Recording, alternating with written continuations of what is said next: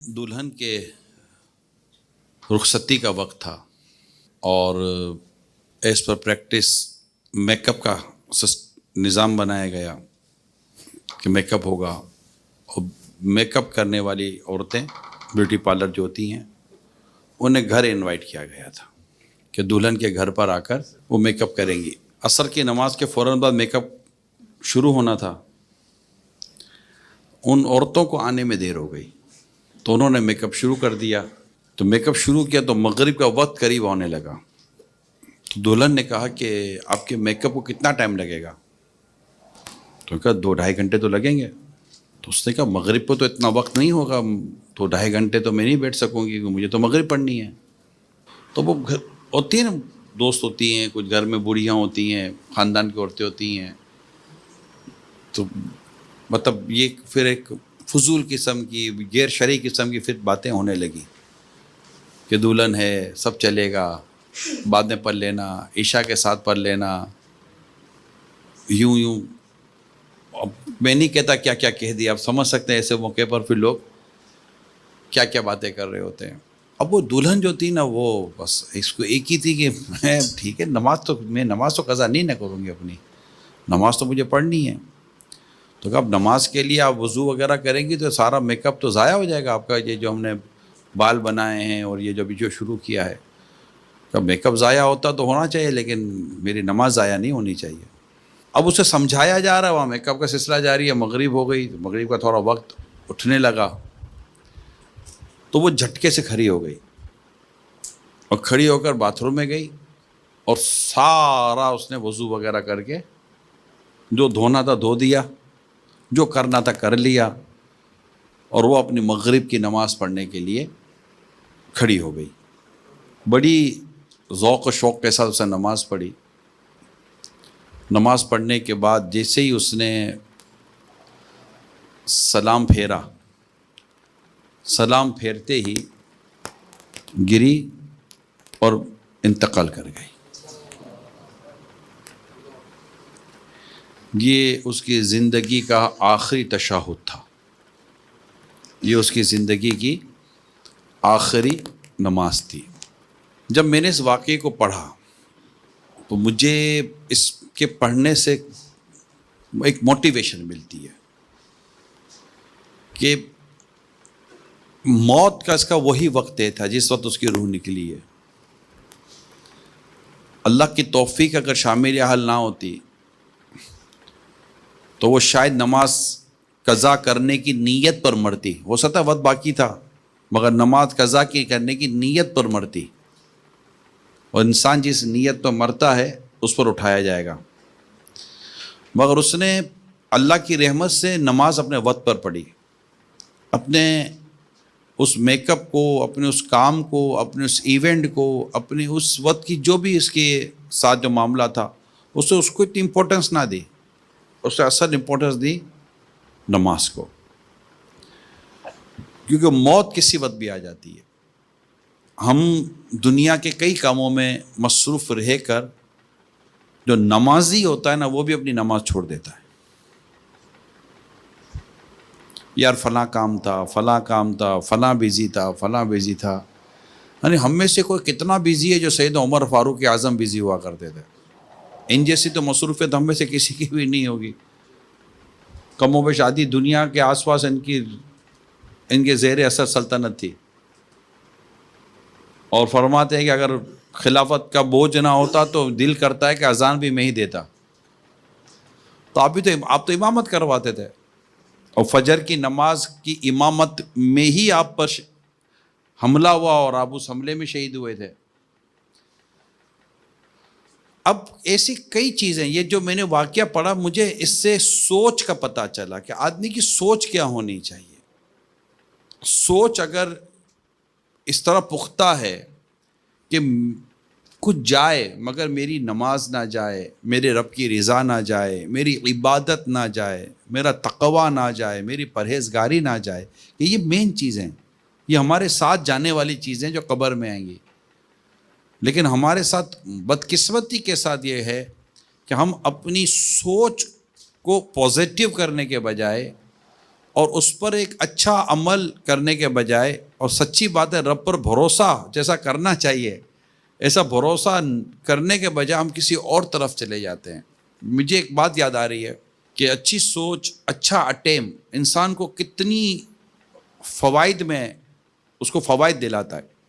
یہ ایک ایسے شخص کی میں بات اب بیان کرنے جا رہا ہوں آپ کو کہ جو ایک عرصے تک ایک کمپنی میں جاب کرتا رہا، اور فائنلی اس کو یہ ہوا کہ اب آپ کی جاب کو ہم کنٹینیو نہیں کر سکتے، تو آپ اپنا انویلپ لے جائیں، اور جو آپ کو ہم پیسے دینے ہوگا کوئی سے جب ختم ہوتی ہوگی تو ان کو کوئی پیمنٹ ملتی ہوگی، جاب کرنے والے کمپنی کے رولز ہوتے ہیں کچھ۔ تو وہ خیر وہ گیا اور اس نے اپنی وہ پیمنٹ جو تھی کمپنی سے لی۔ اب اس کے پاس اس سوائے اس پیسے کے کوئی اور پیسے نہ تھے، سوائے اس پیسے کے لاکھوں روپے تھے وہ۔ اب وہ گھر کی طرف جب جا رہا تھا تو راستے پر سوچ رہا تھا کہ اب ان پیسوں کا میں کیا کروں، روزگار کرنا ہے، فیملی ہے، یہ سب کچھ دیکھنا ہے، کہاں لگاؤں، کیسے انویسٹمنٹ کروں گا، کیسے روزگار ہوگا، کیسے آمدنی کا سلسلہ ہوگا۔ اب یہ ساری اس کی سوچ اس طرف کام کر رہی تھی۔ گھر گیا، اب گھر جا کر والدین تھے اس کے، والدین کے ساتھ بیٹھ کے اس نے کہا کہ وہ مجھے کمپنی سے یہ پیسے ملیں۔ تو اچھا ماں باپ ہوتے ہیں کہ بیٹا حج کا موسم ہے، ہمیں حج کرا دے۔ اب بیٹا ماں باپ کا منہ دیکھ رہا تھا کہ میرے پاس اس کے سوا کوئی پیسے ہی نہیں ہے، اور ماں باپ کہہ رہے ہیں کہ بیٹا ہمیں حج کرا دے، اگر حج کرا تو سارے پیسے تو حج پہ خرچ ہو جائیں گے۔ اچھا موسم بھی حج کا تھا۔ تھوڑا لمحہ اس نے سر جھکا کر سوچا تو کہا ماں باپ کی خوشی حج میں ہے تو چلو حج ہی کرا دیتے۔ اس نے کہا جیسا حکم۔ والدین کو کیا کہا؟ جیسا آپ کا حکم۔ حج کی تیاری، سامان کی خریداری، اور پھر سارا اہتمام پھر وہ جب کر رہا تھا تو پھر اپنی پوری دل و دماغ سے کر رہا تھا، اور کر کے اس نے سارا اپنا وہ تیار کیا، اور ماں باپ کو اس نے حج پر بھیجا، چھوڑنے گیا۔ اور ماں باپ تو خوش نہ گیا، بیٹا حج کرا رہا ہے۔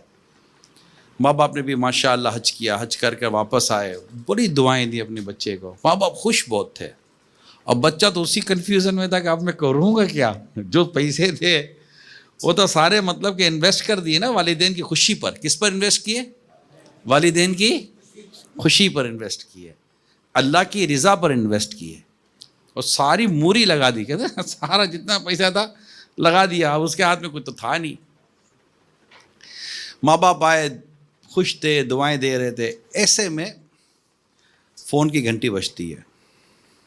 اس نے اپنا فون اٹینڈ کیا، اور فون اٹینڈ کر کے بات جب شروع کی تو فون اس کی کمپنی سے آیا تھا، کیا کہ سر وہ کچھ پیمنٹ آپ کی باقی تھی وہ آپ لے جائیے۔ جب وہ پیمنٹ لینے گیا اور جب اس کو پیمنٹ کا انویلپ ملا تو وہ آدمی کہتا ہے کہ جتنے پیسے میں نے اپنے ماں باپ کو دیے تھے نا اتنے ہی پیسے مجھے کمپنی نے پھر دے دیے، یعنی جتنی پیمنٹ میں نے اپنے ماں باپ کو دی تھی، اور فائدہ یہ ہوا کہ اس رقم سے میرے ماں باپ نے حج کیا، مجھے ماں باپ کی خوشی ملی، میں نے رب کو راضی کرنے والا کام کیا، اور میری رقم جہاں تھی وہیں کھڑی ہے، مل گئی۔ اچھی سوچ۔ ہم بہت پریشان ہو جاتے ہیں، ہم نیگیٹو ہو جاتے ہیں، یار کیا ہوگا، گھبرا جاتے ہیں، کیا ہوگا، اب کیا ہوگا، کورونا ہو اب کیا ہوگا، 2 سال کے بعد کیا ہوگا، 3 سال کے بعد کیا ہوگا، 4 سال کے بعد کیا ہوگا۔ ایک ہوتا ہے ایڈوانس تھنکنگ، ایک ہوتا ہے اوور تھنکنگ، دونوں میں فرق ہے۔ ایڈوانس تھنکنگ کبھی کام آ جاتی ہے، میرے ورڈنگ یاد رکھیے گا، مگر اوور تھنکنگ ہے نا، یہ انسان کو پریشان کر دیتی ہے۔ ایسی فضول قسم کی سوچ، 2 سال کے بعد کہاں ہوں گے، 2 سال کے بعد خبر میں ہوں گے، کہاں ہوں گے، کسی ملک میں ہوں گے، کہاں ہوں گے، اپنے گھر میں ہوں گے، کہاں ہوں گے، اب پتہ ہی کوئی نہیں ہے۔ آج ہم شاہد بھائی کو میں عرض کر رہا تھا کہ ہمارے کراچی میں ایک جاننے والے 16 سال کا نوجوان بیٹا تھا، انتقال کر گیا۔ کہاں تھا یہ؟ انتقال کر گیا۔ تو ہمیں پتہ ہی کوئی نہیں، ہم نیگیٹو سوچتے ہیں۔ یہ نیگیٹو ان معنوں کرے کہ یار ٹھیک ہے فیوچر کے بارے میں تھوڑا سا اپنے اس کے بارے میں بندہ سوچتا تو ہے، لیکن جب اس کو ایک چانس ملتا ہے نیکی کمانے کا، خیر کا کام کرنے کا، آخرت کی تیاری کا، اپنی قبر کو بہتر کرنے کا، تو اس سے اپنی دنیا پر کیوں قربان کر دیتا ہے یار؟ اس سے رہنا کب ہے؟ بندہ اپنے رب کی مدد پر اس پر بھروسہ کرے اور بھروسہ کر کے وہ کام کر جائے جو اللہ اور اس کے رسول کی رضا والا کام ہے۔ مدد اللہ اور اللہ کی بارگاہ سے ہونی ہے، اس کے پیارے حبیب کی بارگاہ سے مدد ہونی ہے۔ بندہ اپنے آپ کو پیش کرے۔ ہماری زندگی، اب میں نے آپ کو 2 واقعات بیان کیے، اب اس 2 واقعات میں آپ سوچیں کہ دونوں طرف ہے کیا؟ اللہ کی رضا کی طرف بڑھ جانا۔ آپ کو ایک ہی پوائنٹ ملے گا، اللہ کی رضا کی طرف بڑھ جانا، اور دونوں کو اللہ تعالیٰ نے نواز دیا، دونوں کو اللہ نے نواز دیا۔ اللہ کی رضا کی طرف بڑھ گیا، وہ اللہ کی رضا کی طرف بڑھ گئی۔ تو جو اللہ کی رضا کے کام میں اپنے آپ کو کسی بھی طور پر ایسا لگتا ہے کہ تھوڑا لاس ہو جائے گا، یہ ہو جائے گا، وہ تو اللہ کے کام میں نقصان کیسے ہو سکتا ہے؟ نقصان تو اللہ تعالیٰ کے رضا کے کام کے نہ کرنے میں نقصان ہے۔ یہ پرنسپل ہی دماغ میں بٹھا کر رکھیں۔ اگر آپ کسی کام کی طرف جا رہے ہیں اور آپ کو اس بات کا پتہ ہے کہ یہ کام اللہ کی رضا والا ہے، آپ لوحے دل پر لکھ لیں، اس کام میں آپ کو لاس نہیں ہو سکتا، نقصان نہیں ہو سکتا۔ وقتی طور پر آزمائش ہو سکتی ہے، آزمائش کا ہونا کچھ اور ہوتا ہے، کچھ چیک اینڈ بیلنس بھی تو ہوتا ہے، نہیں ہوتا ہے۔ آزمائش ہونا کچھ اور ہوتا ہے۔ آدمی برتن بھی تو بجا کر لیتا ہے نا کہ کچا ہے کہ پکا ہے، تو تھوڑا آزمائش آتی ہے، انسان ہے، آزمائش تو آئے گی۔ ہم یوں تو ہے نہیں کہ بغیر آزمائش کے، بغیر امتحان ہی کے پاس ہو جائیں گے۔ امتحان دنیا میں بھی، اور امتحان تو زندگی بھی امتحان کے ساتھ گزر رہی ہوتی ہے۔ تو اپنے رب کی رضا کا کام کرے۔ ایک نوجوان کہیں جا رہا تھا کہ مجھے کام مل جائے، کام ملا ہی نہیں، بہت ہی کوشش کی، مگر کام اس کو کہیں سے بھی ملا ہی نہیں۔ اب پریشان حال، خالی جیب، خالی دماغ بھرا ہوا ہے کہ کام نہیں ہے، اور جن کے جیب خالی ہوتے ہیں ان کا دماغ بھرا ہوا ہوتا ہے۔ تو بعد اوقات جیب بھر جاتا ہے تو دماغ خالی ہو جاتا ہے، پھر سمجھ میں نہیں آ رہا ہوتا۔ تو اب وہ جا رہا تھا، پریشان تھا، راستے میں اس کو ایک خوبصورت سی تھیلی نظر آئی، خوبصورت تھیلی۔ اس نے تھیلی اٹھائی، اس کو کھولا تو اندر سے بڑا ہی قیمتی ہار نکلا۔ اس کے یار میں اتنا پریشان ہوں، لگتا ہے کہ بھی مدد ہو گئی ہے، یہ دست غیب ہے، اللہ کی زمین سے ملا ہے، اور یوں کر کر کے یہ اٹھا کر گھر لے گیا ہار کو۔ اب رات اس کو نیند نہ آوے نا کہ میں یہ ہار صبح بیچوں گا اور میں یہ کروں گا، بس میری مدد ہو گئی ہے۔ صبح ہوئی تو اس کو ایک آواز آئی کہ بھائی جان میرا ہار گر گیا، اگر کسی کو ملا ہو تو دے دے، 500 درہم تحفہ دوں گا۔ آواز کچھ بوڑھے آدمی کی تھی۔